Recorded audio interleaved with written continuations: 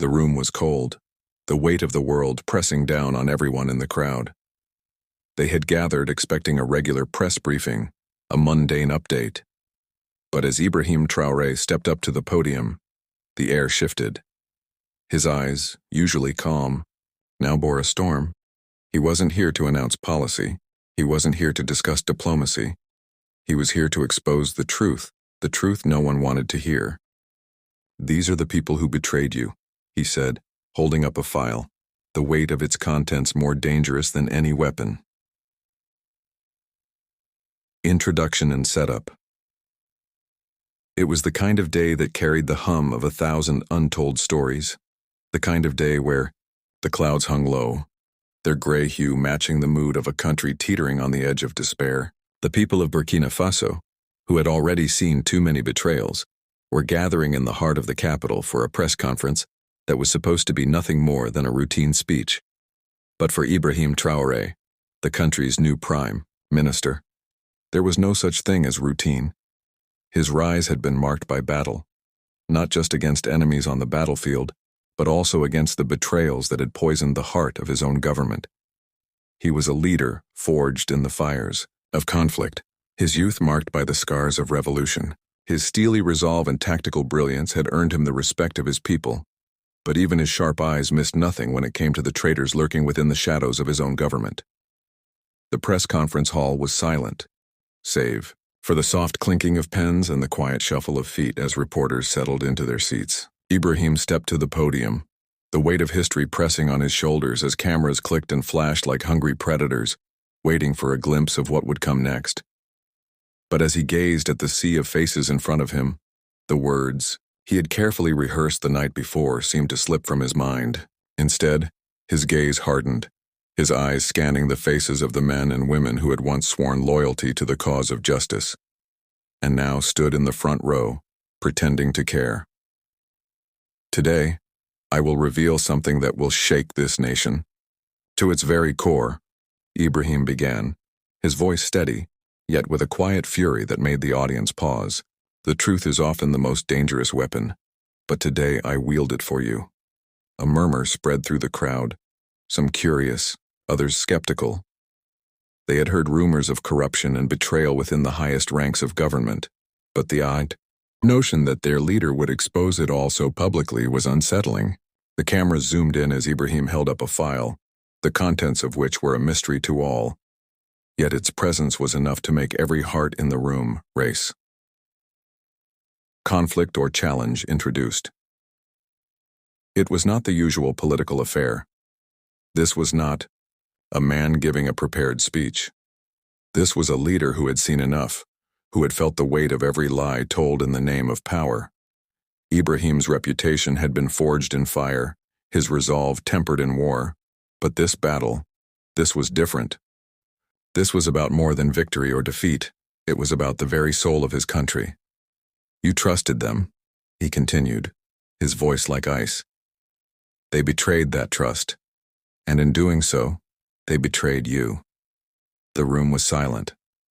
Ibrahim's fingers slowly turned the pages of the file, the sounds echoing like the ticking of a clock in a room where time seemed to have stopped. The names he read aloud were not unfamiliar. Some were old allies. Some had stood beside him, in moments of great personal sacrifice.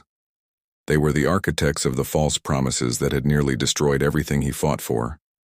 The traitors had manipulated, connived, and poisoned the very institutions they were meant to uphold. They had broken the trust of the people, his people, and in doing so they had destroyed a fragile peace.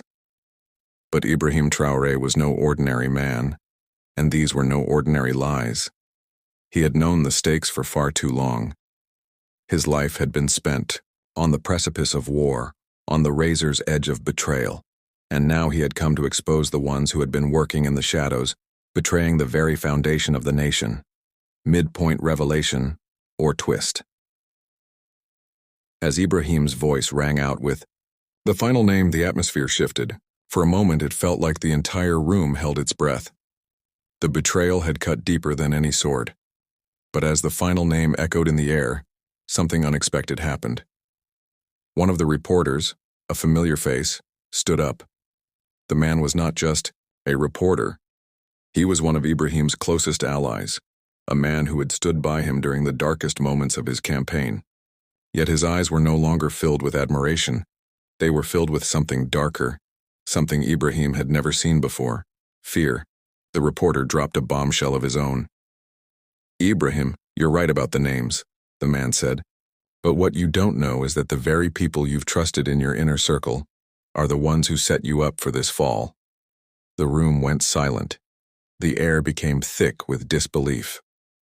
Ibrahim's heart skipped a beat as he looked at the man, his old friend with wide eyes. For the first time in his life, he felt a wave of uncertainty, doubt. "You've been surrounded by enemies the entire time," the reporter continued. "They've played you. You've been a pawn in a much larger game, Ibrahim." It was a revelation that nearly shattered him. A sting deeper than any bullet wound. Climax. Emotional breakthrough. In the midst of the storm, a quiet realization began to take hold of Ibrahim. This was not the time for doubt or fear. The truth had been laid bare before him, and now it was his moment to act. The audience, many of whom had started as skeptical onlookers, now sat in rapt silence, their eyes glued to Ibrahim's every move. "I see it now," Ibrahim whispered, mostly to himself. This was never about politics. This was about power. In that instant, Ibrahim made a decision. The name of the traitor in his midst was clear now. Not just one man, but an entire network of corruption. And Ibrahim would not be the one to carry their weight anymore. The screen behind him flickered to life. It was not a list of names this time. It was evidence, damning footage, leaked documents, and secret communications. The public's disbelief turned to horror as the full scope of the betrayal was revealed. Betrayed by those he had trusted, his country now saw the depth of the lies. But Ibrahim wasn't broken. He wasn't defeated. The people's faith in him had only grown stronger, for they saw that his fight was not just for himself. It was for them. "I will not let you fall any further," Ibrahim's voice rang out, a promise to the nation. "We will rebuild. Together. Resolution and quiet closure." The camera zoomed out, the faces of the audience softening as they processed the enormity of what had just unfolded. Outside the press hall, the sun began to set, casting a warm glow over the country that had been darkened by corruption for far too long. Ibrahim walked away from the podium, his steps heavy with the burden of truth but lightened by the knowledge that he had done what few leaders had ever dared to do. He had exposed the rot and paved the way for healing. As the day ended, the people of Burkina Faso stood united, their resolve strengthened, their hearts bound by the undeniable truth. Call to action. For YouTube. If this story moved you, consider subscribing to our channel for more inspiring tales of resilience, justice, and truth. Hit the like button and share this with someone who needs a reminder that even in the darkest moments, the truth can shine through.